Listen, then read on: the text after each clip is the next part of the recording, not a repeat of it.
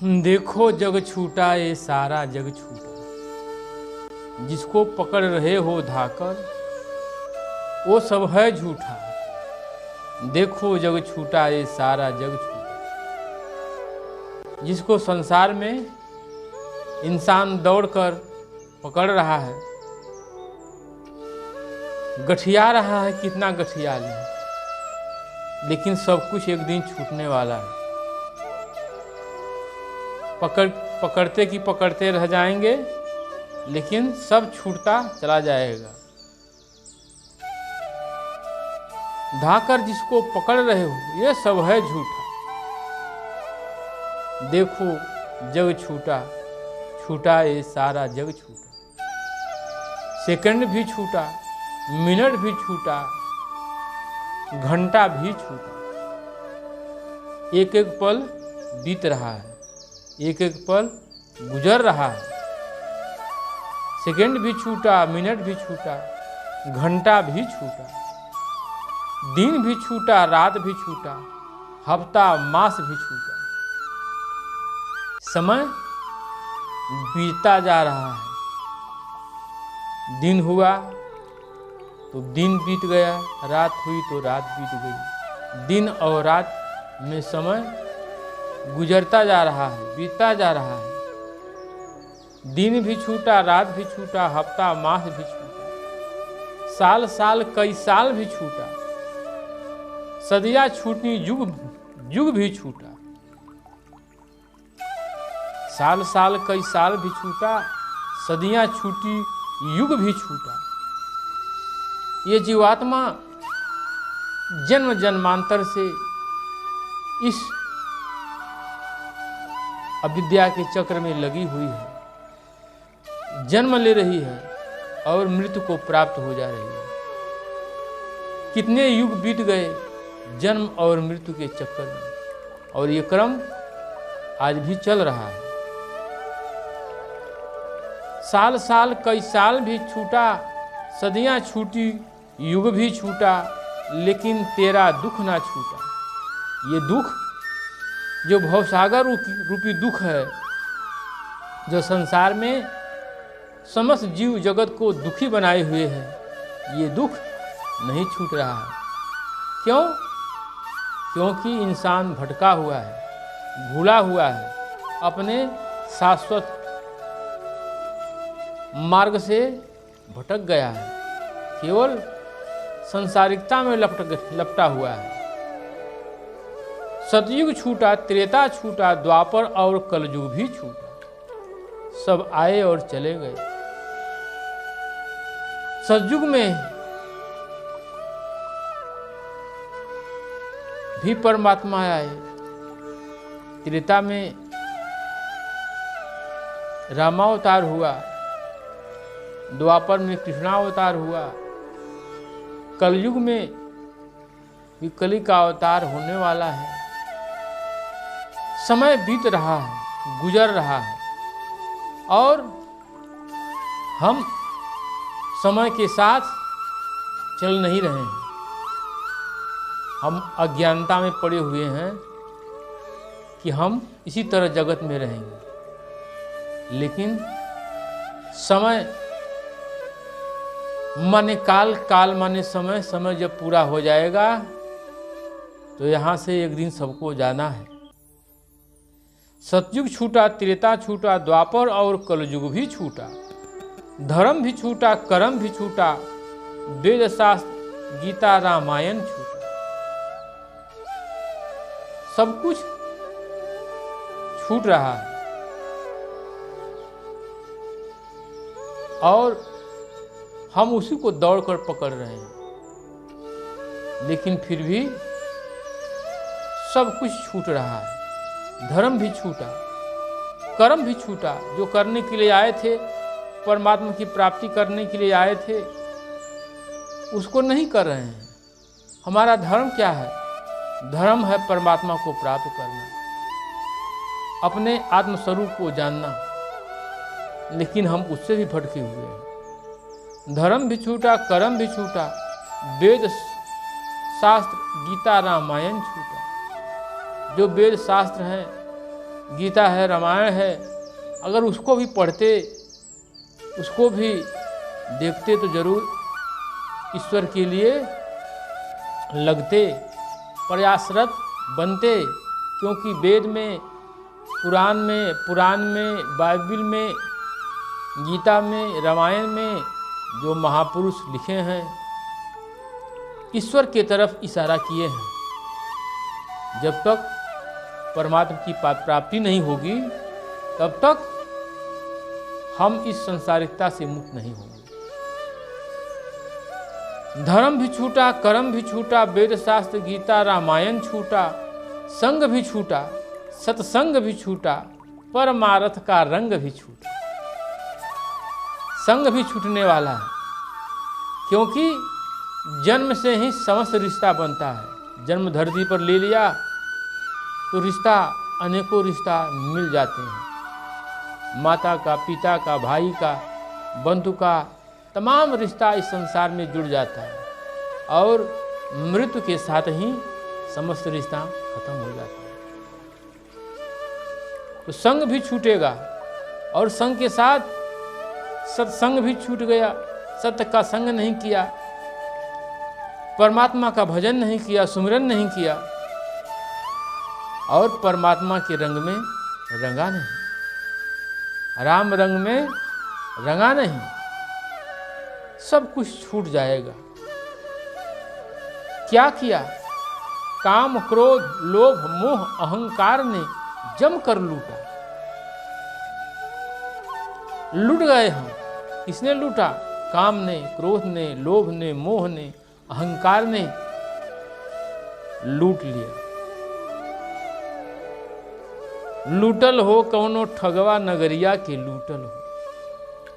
ये ठग लूट लिए, बर्बाद कर दिए, फिर भी हमारे समझ में नहीं आ रहा है। हम अपने आत्मिक पथ से भटके हुए हैं।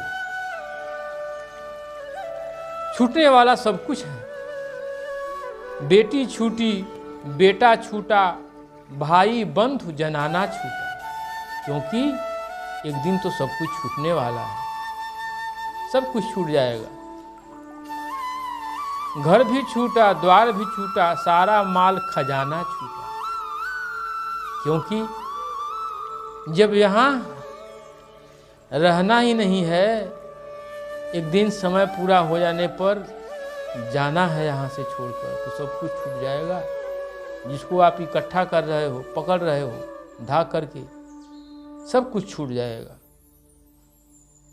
तन भी छूटा, मन भी छूटा, राम और रहमान भी छूटा। तन भी ये छूटने वाला है और तन के साथ मन भी समाप्त हो जाएगा। सब कुछ छूटने वाला है। मान और सम्मान भी छूटा, जो था सब अभिमान भी छूटा।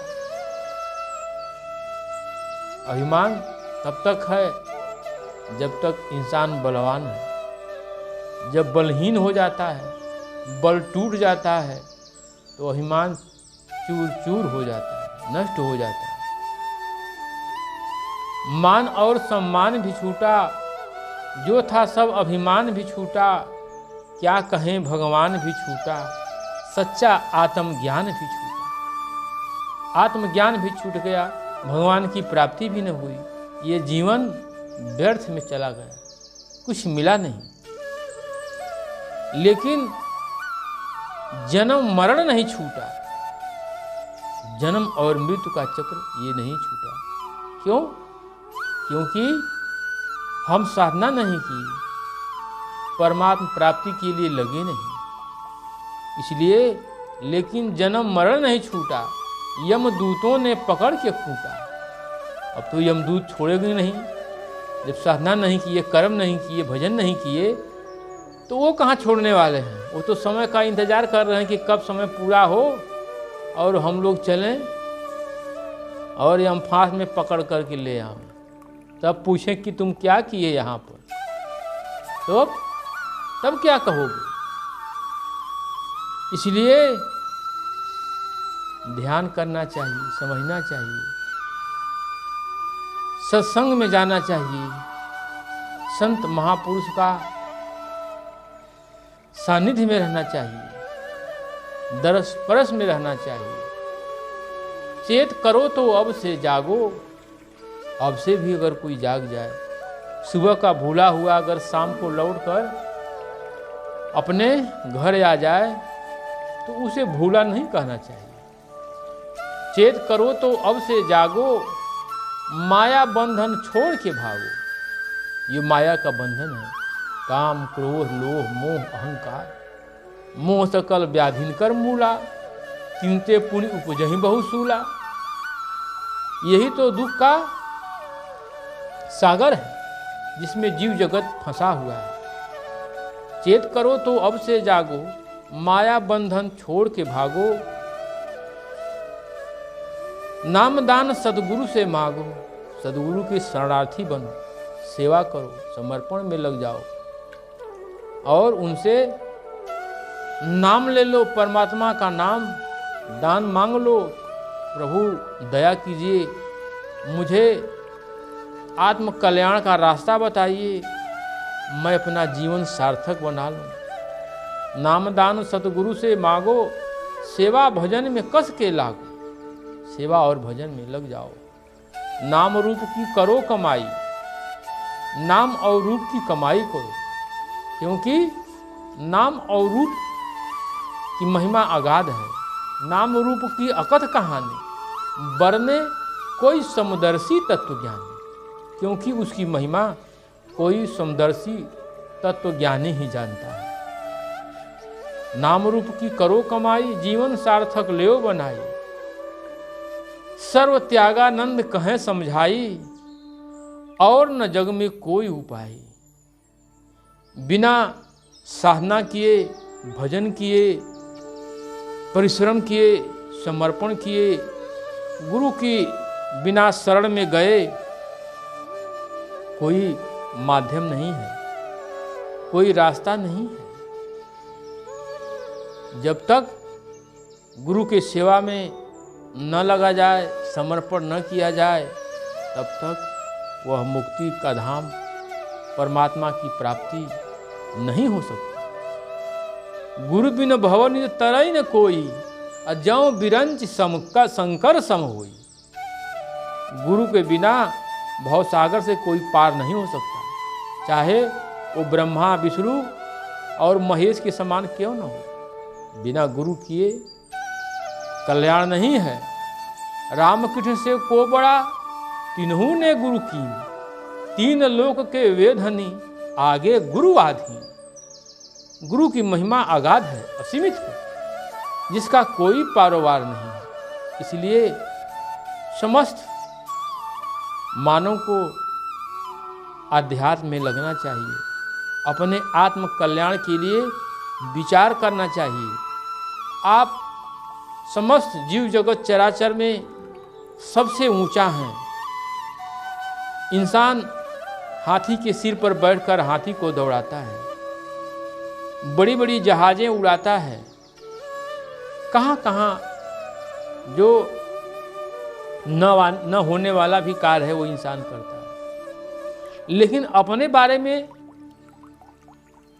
अपने आत्म कल्याण के बारे में, अपने आत्म मंथन के लिए विचार नहीं करता, सोचता नहीं, संसारिकता में लगा हुआ है। आप परमात्मा के अंश हैं, ईश्वर के अंश हैं। ईश्वर अंश जीव अविनाशी, ईश्वर का अंश है, परमात्मा का ही स्वरूप है। जब तक आप अपने स्वरूप को नहीं जानेंगे, नहीं समझेंगे, उसके लिए नहीं लगेंगे, तब तक आप इस संसार में जन्म और मृत्यु के फेरे में घूमते रहेंगे और दुख पाते रहेंगे, सुखारी नहीं हो पाएंगे। इसलिए साधना के क्रम में लगना चाहिए, भजन सुमिरन में लगना चाहिए। आज के परिवेश में लोग कहते हैं कि बहुत बिजी हैं, मेरे पास समय नहीं है। समय कब मिलेगा? क्या मृत्यु आएगी तो उसे आप कहेंगे कि मेरे पास समय नहीं है, मैं बहुत बिजी हूँ, तुम कल आना, मान जाएगी, लौट जाएगी?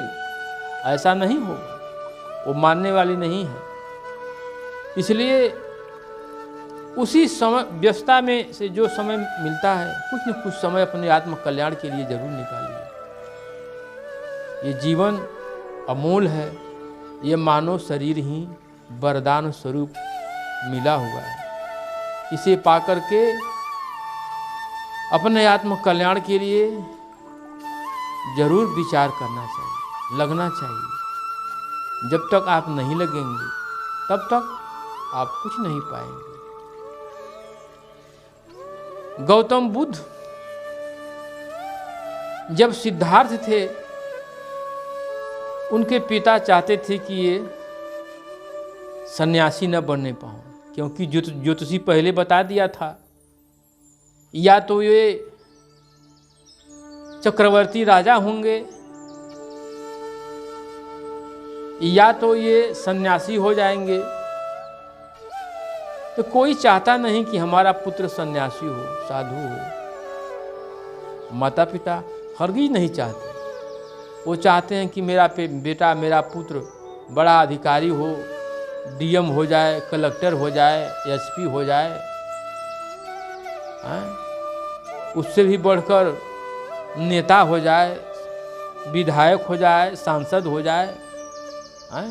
जो सांसद विधायक हो जा रहा है, कई पुश्तान के लिए कमा करके रख दे रहा है।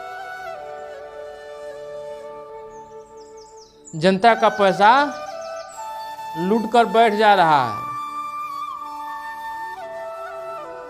ऐसा परिवेश बन चुका है, कोई नहीं चाहता। तो गौतम बुद्ध के पिता भी नहीं चाहते थे कि मेरा लड़का सन्यासी हो जाए। उन्होंने ऐसा व्यवस्था बनाया था कि इनके सामने वृद्धा न जाएं, असहाय न जाएं, गरीब न जाएं। जिस गली से गुजरते उस गली को सजा दी जाती, वहाँ से वृद्धा, असहाय और गरीब व्यक्तियों को हटा दिया जाता था। एक दिन रथ पर बैठ कर के टहलते टहलते जा रहे थे, तब तक उन्होंने देखा कि कुछ लोग कंधे पर कुछ लिए हुए, कुछ शोर मचाते हुए जा रहे हैं। फिर उन्होंने मंत्री से पूछा कि मंत्रीवर, ये लोग क्या लिए जा रहे हैं, ये क्या है?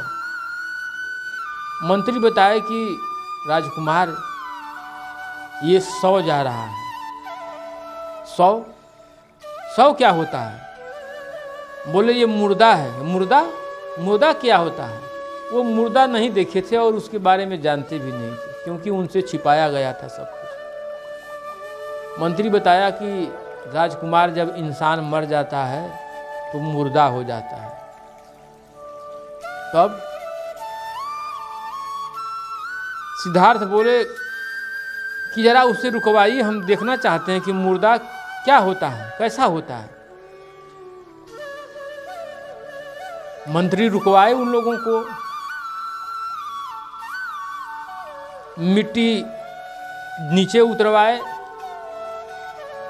सिद्धार्थ बोले कि इसका वस्त्र हटाओ, मैं जरा देखूंगा ये क्या है, कैसे है, क्या कैसे मर गया। फिर वस्त्र हटाया गया तो देखे, बोले कि ये तो अच्छा है, हमारे जैसा हाथ है, हमारे जैसा पैर है, सब कुछ इसके पास है, इसको क्या हो गया, ये क्यों नहीं बोल रहा है। उन्होंने बताया कि ये मर गया है, इसके अंदर का जो प्राण था वो उड़ गया है, वो नहीं निकल गया है। अब यह न बोलेगा, न डोलेगा, न कुछ नहीं करेगा। तो इसको कहाँ लेकर लोग जा रहे हैं? कहीं इसको ले जा रहे हैं शमशान में।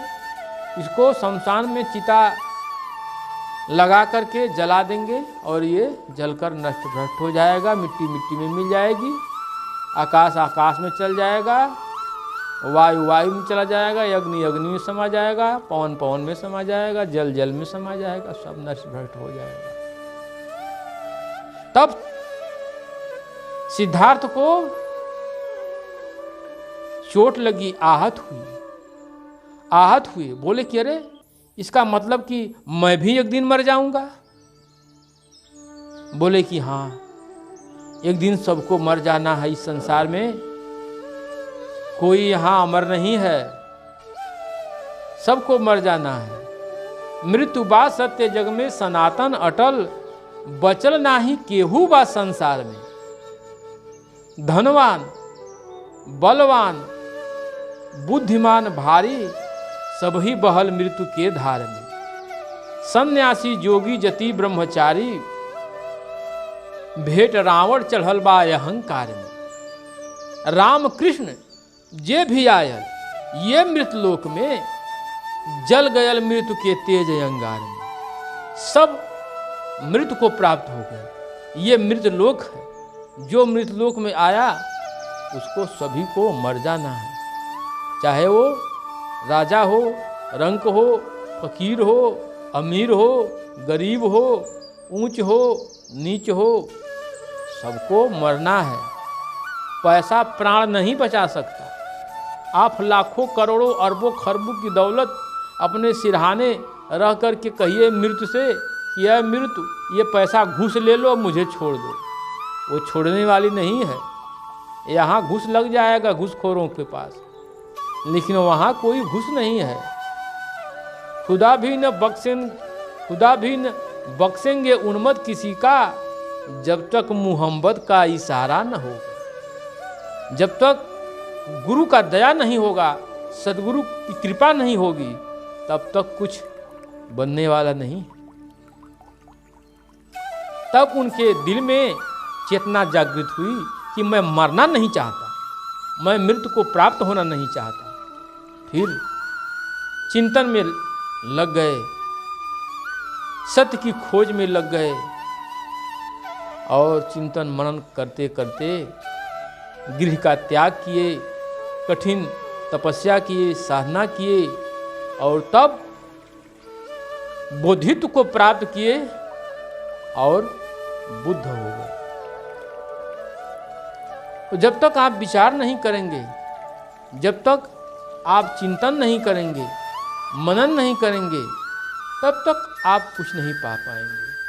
परमात्मा ने आपको सब कुछ दिया है, आपको ज्ञान दिया है, चेतना शक्ति दिया है, विचार शक्ति दिया है, बुद्धि दिया है, सब कुछ दिया है, लेकिन आप उसका अगर प्रयोग ही नहीं करेंगे तो परमात्मा का क्या दोष है? वो तो सब कुछ आपको दिया है। आप केवल सांसारिकता में लगे हुए हैं कि मेरा बिल्डिंग हो जाए, मेरा बंगला हो जाए, मेरी गाड़ी हो जाए, मैं विधायक हो जाऊं, सांसद हो जाऊं। कौन सब सोचता है कि मैं ही राष्ट्रपति प्रधानमंत्री बन जाऊं, सारा धरती मेरा हो जाए। अरे क्या करोगे सारा धरती लेकर? एक दिन सब कुछ छोड़कर जाना है, कुछ साथ नहीं जाएगा। मुट्ठी बांधे आए थे और हाथ पसारे जाओगे। सिकंदर जब मरने लगा तो अपने सेनापति से बोला कि देखो, मेरा दोनों हाथ जनाजा से बाहर निकाल देना। सेनापति पूछा कि क्यों? बोला कि मैं बादशाह हूं, मेरे पास खरबों की दौलत है, सोना चांदी हीरा मोती पन्ना जवाहरात, किसी चीज की कमी नहीं है, लेकिन आज मेरी मृत्यु हो जाएगी, मैं संसार को छोड़कर चला जाऊंगा, मेरे साथ कुछ जाएगा नहीं। मैं जीवन भर दौड़ता रहा विश्व विजयी बनने के लिए, लेकिन आज सब कुछ पा करके यहीं खो करके जा रहा हूँ, कुछ मेरे साथ नहीं जा रहा है। इसलिए तुम मेरा दोनों हाथ जनाजा से बाहर निकाल देना,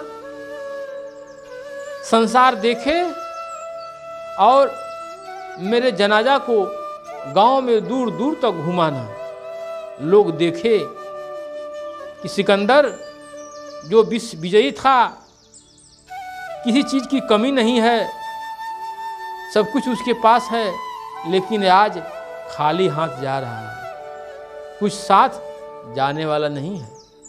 सब यहीं छूट जाएगा। यह संसार सकल है सपना, कुछ भी यहाँ नहीं है अपना। यहाँ कुछ भी नहीं है, सब सपना की बात है और यहीं छूट जाएगा, सब यहीं रह जाएगा, कुछ साथ नहीं जाएगा। इसलिए इस मानव जीवन का परम लक्ष्य है परमात्मा की प्राप्ति करना, अपने आप से अपना कल्याण करना। आप अपना कल्याण नहीं कर रहे हैं। विचार कीजिए, सोचिए, यहाँ 84 लाख योनियाँ हैं, जिसमें आप सबसे ऊपर मानव शरीर प्राप्त किए हुए हैं, पूर्ण 84। नर तू ही है नारायण, अपने को पहचान। सद्गुरु चरण शरण में जाके पाले आत्मज्ञान। नर तू ही है नारायण, अपने को पहचान। अगर आपने अपने आप को पहचान लिया, अपने शाश्वत स्वरूप को जान लिया, तो आप ही साक्षात परब्रह्म हैं, आप ही ईश्वर के संतान हैं, आप ही शिव हैं। लेकिन आप विचार नहीं करते, आत्ममंथन नहीं करते, चेतना शक्ति से उस परम चैतन्य को चाहने की इच्छा नहीं करते, केवल संसारिकता में लगे हुए दौड़ रहे हैं। उससे क्या प्राप्त होगा? कुछ प्राप्त नहीं होने वाला। इसलिए ये शरीर परमात्मा को प्राप्त करने के लिए मिली हुई है। सुर दुर्लभ सदग्रंथ ही गावा, देवताओं को भी दुर्लभ है ये शरीर। अब 84 लाख योनि में अंडज, पिंडज, उखमज और अस्थावर 4 खान में इसका निर्माण हुआ है। अब कोई जीवात्मा वृक्ष का रूप धारण कर लिया है, कोई पशु बन गया है, नाना योनियों में भटक रहे हैं, वो कितना दुख भोग रहे हैं। विचार कीजिए, सोचिए कि कभी आपको पेड़ बनना पड़ा होगा, कभी आपको पशु बनना पड़ा होगा, कभी आप जानवर बने होंगे, आज मानव शरीर पाए हुए हैं। फिर इस तन को पा करके परमात्मा की प्राप्ति में क्यों नहीं लगते? फिर पशु बनना चाहते हैं, फिर वृक्ष बनना चाहते हैं, क्योंकि यह शरीर मुक्ति का द्वारा है, मुक्ति का द्वार है। अगर इस बार आप साधना नहीं किए, भजन नहीं किए, इस दुख के सागर से बाहर नहीं निकलना चाहे, तो फिर आप उसी दुख के खंडहर में ढकेल दिए जाओगे। फिर उसी में आपको घूमना पड़ेगा। 83,99,999 योनियों में भ्रमण करना पड़ेगा और असह दुख भोगना पड़ेगा। फिर कोई गुहार लगने वाला नहीं है, कोई बचाने वाला नहीं है, कोई सुनने वाला नहीं है, दुख भोगना पड़ेगा।